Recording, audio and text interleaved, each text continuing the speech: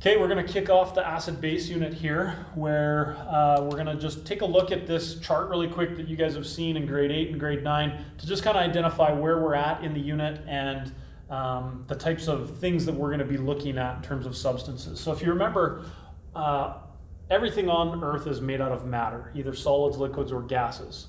And it branches off into two main parts. We've got mixtures and pure substances, and you probably remember this diagram where we've got elements and compounds, or two types of pure substances, and then over here we have two types of mixtures.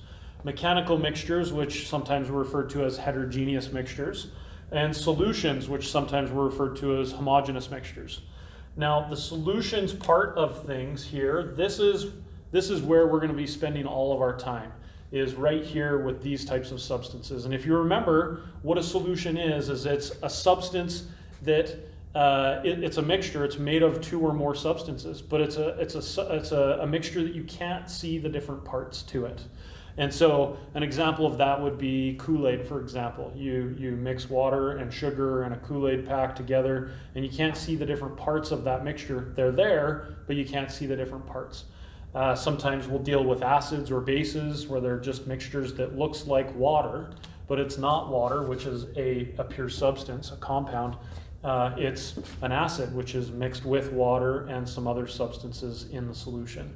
And so this is where we're going to sit. We're going to spend all of our time right here at this part of the diagram. This diagram as a whole you don't need to know. I just put it over here as just kind of a quick intro of this is where the acid-base unit's going to be.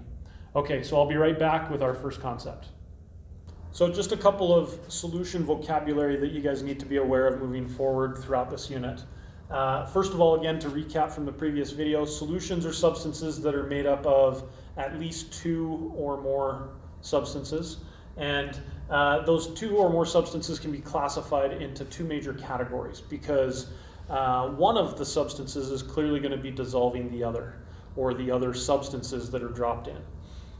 So for solvents, for the first category is a solvent. These are substances that do the dissolving, so they're dissolving other things that are put into them. So water is a really good example of a good solvent.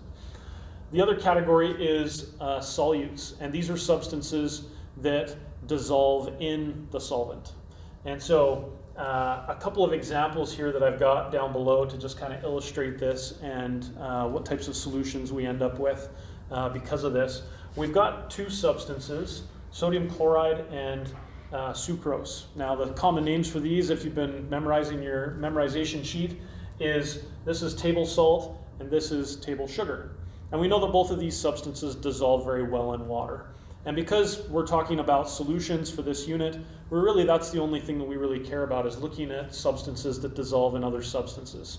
So that we can get a solution that appears to be one substance but really isn't. So if I drop this table salt into water, what actually ends up happening is I get sodium ions. And I write Na plus aqueous here. Aqueous means that it's soluble in water, and I just write AQ in brackets down below like that. And then I also have chloride ions that are also soluble in water. And so I put salt into water and I end up with these ions in the solution. Over here for table sugar, that process doesn't happen. If I just stick a clump of sugar in that's, say, got 1 billion sugar molecules, well, each of those sugar molecules is just going to separate from the other sugar molecules, but I'll still have all the sugar molecules completely intact. So it'll be just a complete C12H22O11 molecule that's soluble, aqueous, in the water, and it's just sitting there. So the main difference between these two solutions you can see is that this one contains ions, and this one doesn't contain ions. And so we give these two solutions different names. This one is called an electrolyte, and this one is called a non-electrolyte.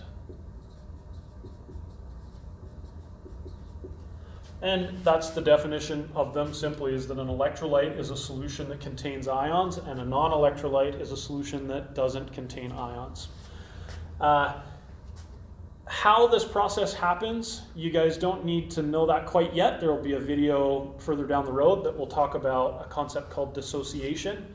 But for right now, you just need to know what an electrolyte is and what a non-electrolyte is, and how to determine whether a substance will make a solution an electrolyte or not is subject for a future lesson.